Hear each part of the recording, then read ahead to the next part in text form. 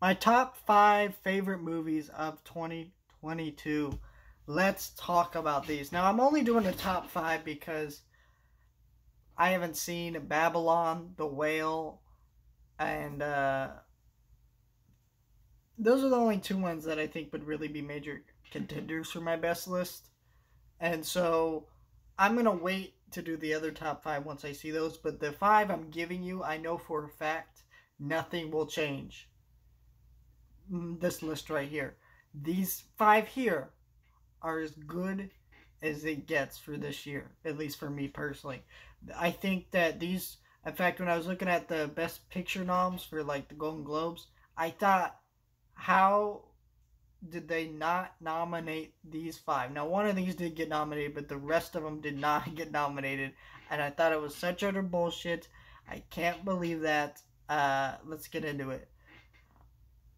So number 5 is Top Gun Maverick. Now this is the one that did get nominated for the Golden Globe. I have an interesting relationship with Top Gun. I've seen it twice, the original movie. Once before, like last year, and then once after I watched this one in theaters. And this movie moved me. I watched it on my birthday for an early screening. I was able to get emotional and care about the movie, even though I'm not someone who grew up or ever gave a shit about Top Gun. The reality is this: I don't care what people say. The original Top Gun is a very flawed movie that's not very good by today's standards. And that's fine. I'm not here to compare movies because one's from the 80s and one's made in 2022. There's really no comparison. But what I'm saying here is that this movie, even as someone who never gave a shit about Top Gun, has moved me, has stuck with me. I've watched it 4 times in theaters.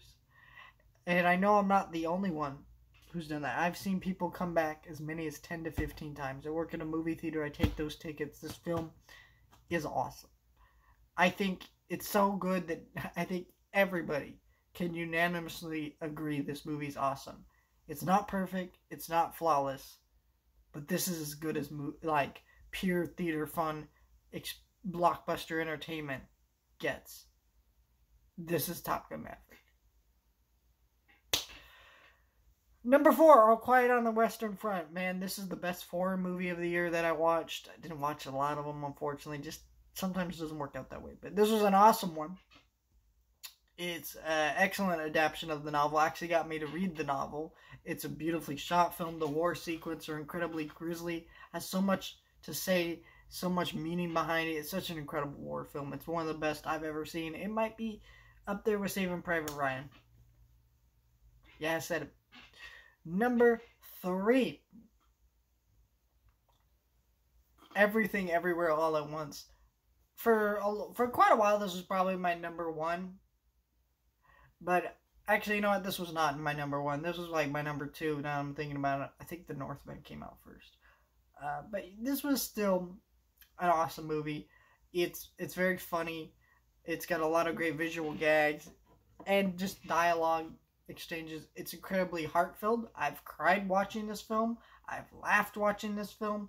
It is just an incredible film all around, because when you watch a film like this, it's just everything. And that's kind of what the title's referencing a little bit here. But it's such a mishmash of ideas and concepts that are incredible. And I just can't believe that a film like this actually exists and we get to enjoy it and feast upon our eyes.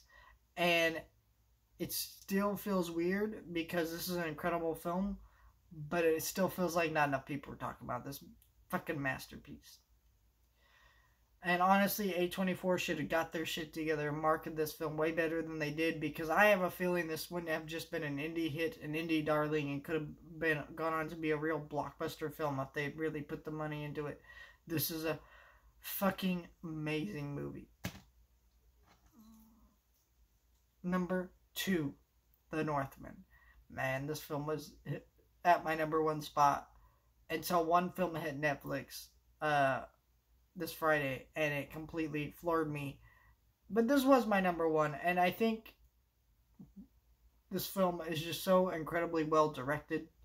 the score, the atmosphere, the brutality of these Vikings, the story here is very personal, very character focused, and it's just incredible all throughout. It has all incredible performances. It's just everything you want on a film like this. It's an incredible theater experience. But not only is it an incredible theater experience, it's an incredible at-home experience. I popped in that 4K Blu-ray, blew my mind. The sound audio, the sound of it, the tone of it, it was fucking amazing and blew my damn mind. This film is stuck with me visually, mentally, in all possible ways. It's just an incredible work of art, and I really cannot stress that Robert Eggers, however you pronounce it, is one of the greatest directors working today, and he needs to be given all the money he deserves to make way more projects, because this dude is just that damn good. Number 1, Guillermo del Toro's Pinocchio. Man, this film, I have a hard time talking about this film without crying. It is just that powerful. It is just that meaningful. It is a story about loss, about living, and what that means. There's so many layers to this film. The animation is some of the greatest animation I've ever seen in any film ever. The score to this thing is beautiful. The music, I think, is getting super underappreciated by people who watch this. I think everything about this film is kind of underappreciated, because when you hear people talk about this film, it's really just the animation. It's like, guys, it's the fucking story that's incredible. It's the music. You know, there is some issues with this film, but however, this is the film that moved me the most, that connected with me the most, that made me look inside myself and go, oh shit, am I really wasting my time with people I connect with in this world? What am I doing?